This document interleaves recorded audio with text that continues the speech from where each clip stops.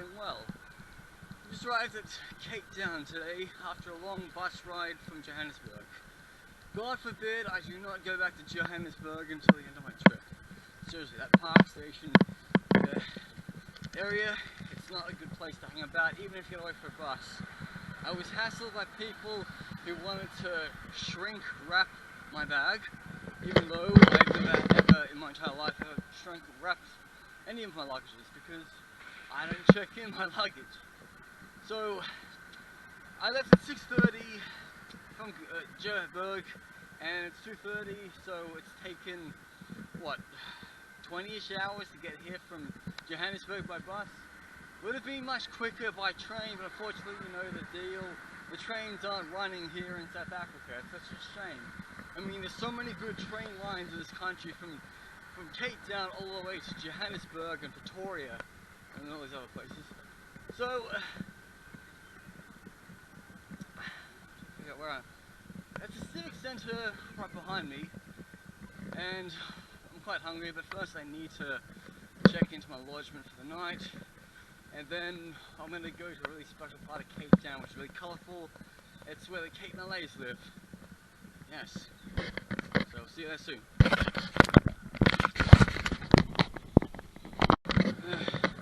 Let's walk through the heart of Cape Town in my usual bags. Yes. Tabletop Mountain. It's like, I can't even figure out which one is Tabletop Mountain. So there's so many mountains in Cape Town. You can actually hike up to Tabletop Mountain if you like, but it takes it out of a day or so, I guess. Wait for this wind to come. Yeah. Oh, he's gonna get way onto here. Yes. There it is. Yep, that's Tabletop Mountain over there. That building over there, that looks like a famous church, I guess. Yeah, because Archbishop Tutu, he worked here at the St. George Anglican Cathedral, and his ashes are actually buried there, and that's where he had his funeral in December last year after he passed away. Anyway, I got some sad news to break to you that Jesse Glegg's partner passed away today. And I didn't know much about his personal life or the woman he was like in a relationship with, but they had a daughter together called like Myla, and sadly Jesse's girlfriend passed away of cancer, and it's just so sad. And it's just sad because I was at Johnny Glegg's grave yesterday in Joburg, and I am today in Cape Town where Jesse sometimes plays every now and then. In fact, Jesse did a concert on Saturday at this university, and I mean, I could have actually gone there, but I was like, oh, I gotta go to East Watini, and I've been traveling from Lesotho. It would be like a long stretch to go from Lesotho all the way back to, you know, what do you say, Joburg. Yeah. So for the rest of my trip, I'm trying to avoid Johannesburg if I can. Like, yeah. Let's see. It's a human rights slave lodge. Iziko Museum of South Africa. That guy looked quite famous over there, I believe.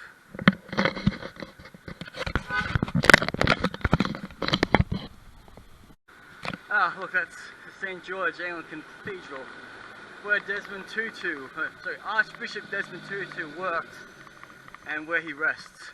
Fortunately, it's closed up now, but I believe it should be open today because it's a church.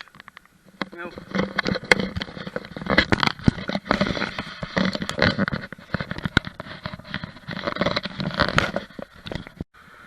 I've just done my shower today, and I'm on my way to Bo Kaap, which is where the Cape Malays have been living for many generations, many centuries. How they got here? Well, it was the Dutch who brought them over from Malaysia and Indonesia. The interesting thing was, most of the Cape Malays, right, they do not speak Malay. They speak Afrikaans or English. So, it's gonna be quite an interesting experience if I greet them with Selamat Datang, which means like, well, hello or welcome and all. Or Merdeka, Kalua. There's some Malay words I've known after my many trips to Malaysia. I mean, who knows, some of these Cape Malays, I bet they've taken trips to Malaysia or Indonesia in the past. They are mostly Muslim, and there are a lot of beautiful mosques in Bo Kaap. So I'm walking distance, I should be getting there maybe about 10-15 minutes time.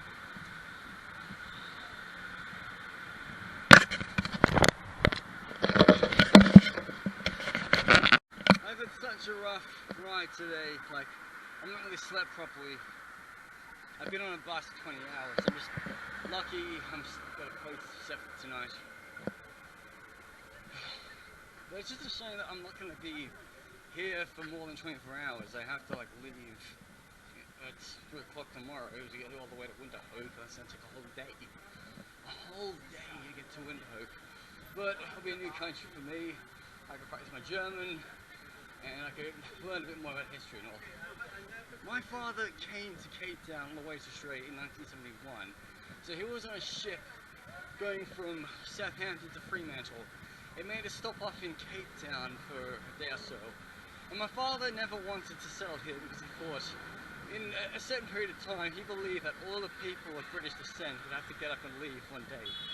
And that's what they did in Kenya, that's what they had to do in Zimbabwe. I mean, yeah, there's still a lot of European people in South Africa, Zimbabwe, Kenya right now, but that was basically what people feared, was as soon as the country became independent, they would no longer be safe. And, you know, a lot of Zimbabweans of all colours have actually came to South Africa for work.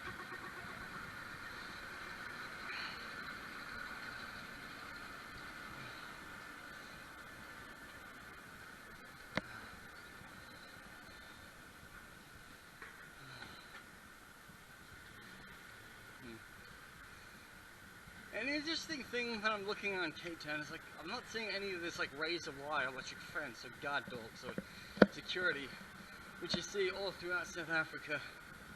I mean, where I'm staying right now, it's quite safe. We've got so many electrical doors.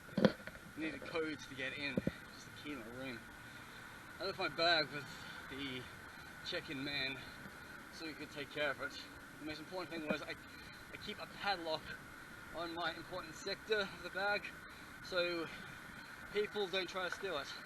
Because yesterday in Joburg, some guy basically opened the top of my bag and maybe he took something or maybe he didn't. He must have taken a sock, but that doesn't matter. As long as he didn't take my medication or he didn't take my electrical equipment.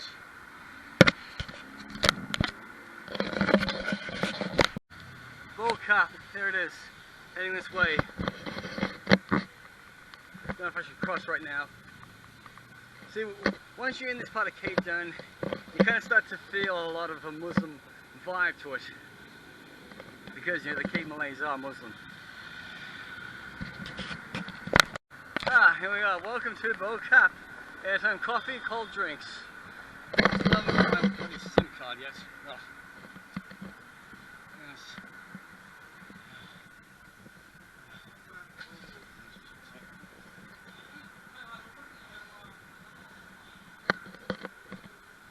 So the colourful neighbourhood starts around here.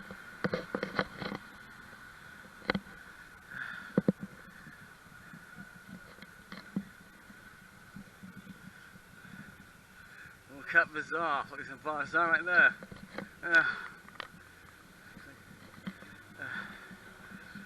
Turkish bazaar, literally. Oh, yeah.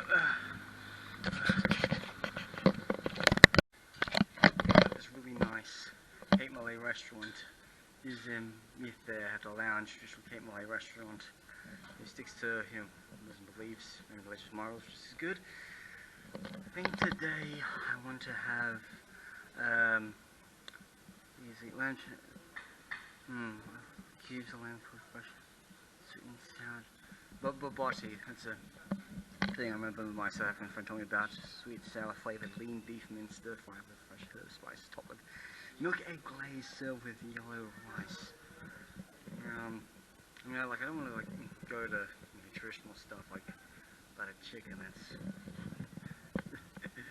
that's my body.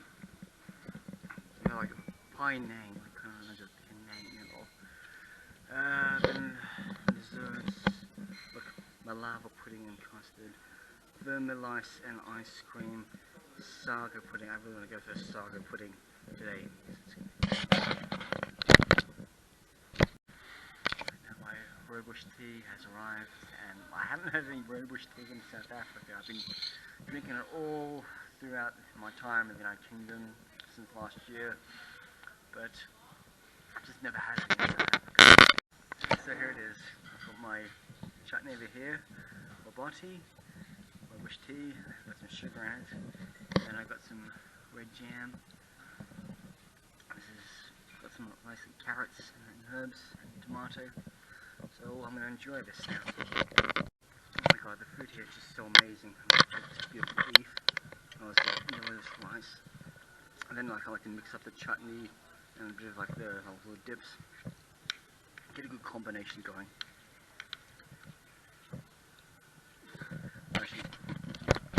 I'm finishing off with sago pudding. So it's basically like a milk tart, covered with the usual, or the egg yolk, and all served in a lovely cup. Make sure I top off my tea for that. Well, I've just finished off my sago pudding. So what a lovely need to come and eat out today. Experience some fine Cape Malay food.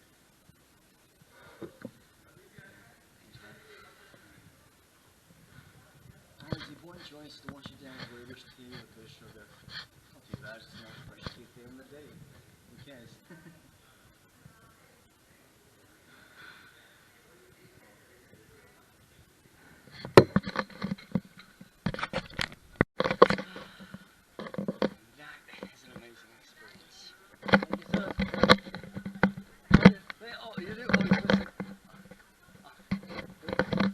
Thank you so much. My name is Shokit. I'm Martin. Yes, thank you so much. Take care. Everyone, come to this restaurant. Look, when you go to Cape Malay, it's amazing. You've got some really great food here. And fantastic, colourful buildings. Yes. Open 7 days a week. Just the important thing is in Cape Town, stay off the street by 7:30 because it's quite dark and dangerous. I've had such a joyous experience today in Bo Kaap. I was stopping, sorry, I put my camera on the ground and I basically start dancing between the houses, and then this guy's like, oh, take a photograph if you want. Oh, look, he's dancing and all. I'm like, yeah, you gotta dance, man, every now and then. Even though you may not like the music and you may not appreciate crappy music, but I learned a lot from GG. Traveler. He's been to 197 countries, and he always films himself dancing in like weird locations and all. So I thought, well, why don't I do something like that? That's what I did. So you have to check out my Instagram stories.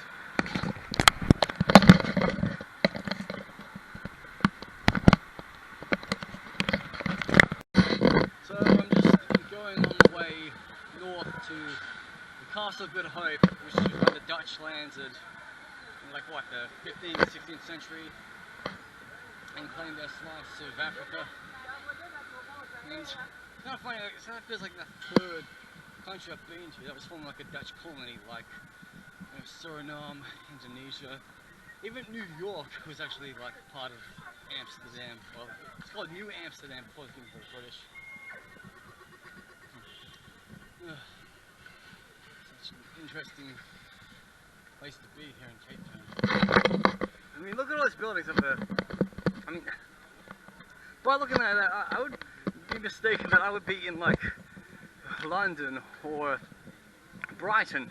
I mean, there's even buildings in Brighton when you look at them, they make you look like that you're in India, like in like New Delhi.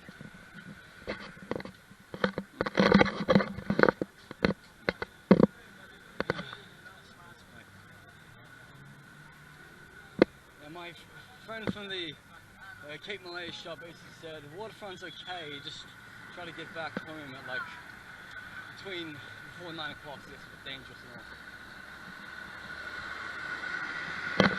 all. Here we Kaap. Buildings. I mean, look, I believe I could still work out that could be the, the Cape of Good Hope, coat of arms up there.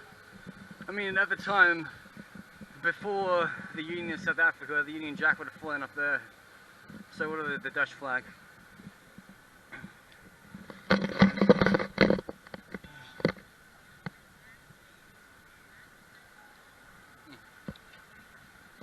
Oh look, there's a statue of Nelson Mandela at the front of the courthouse.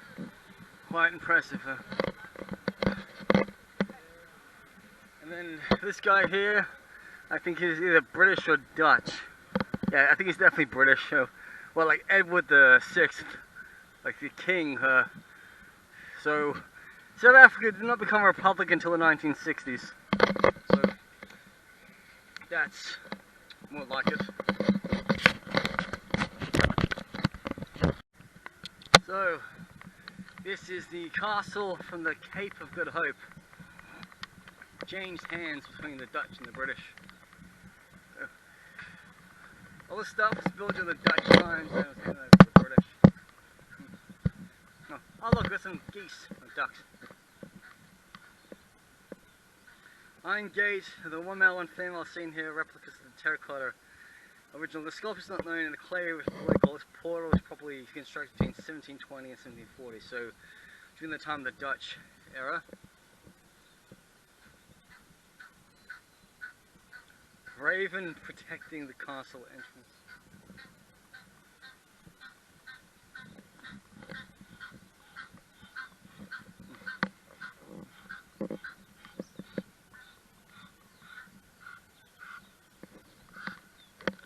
Yeah, so, yeah, it's closed.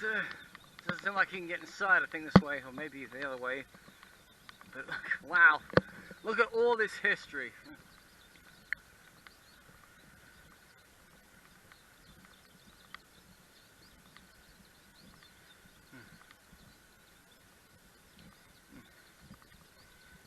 Okay, Castle Good Hope.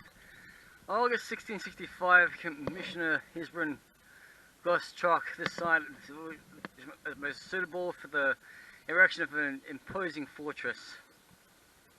So this is the place where they started the Dutch colony of the Cape of Good Hope.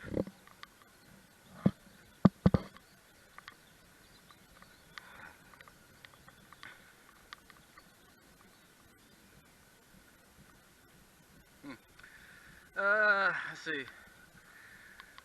Open Monday, Sunday 9 to 5. Last entry. Yeah, it's already closed. I mean, entrance 50. That's not too bad. That's like £2.50 to get inside. So we have a look around. So I'm gonna come back in tomorrow. I mean, the bus station is just over there. Typical, I guess.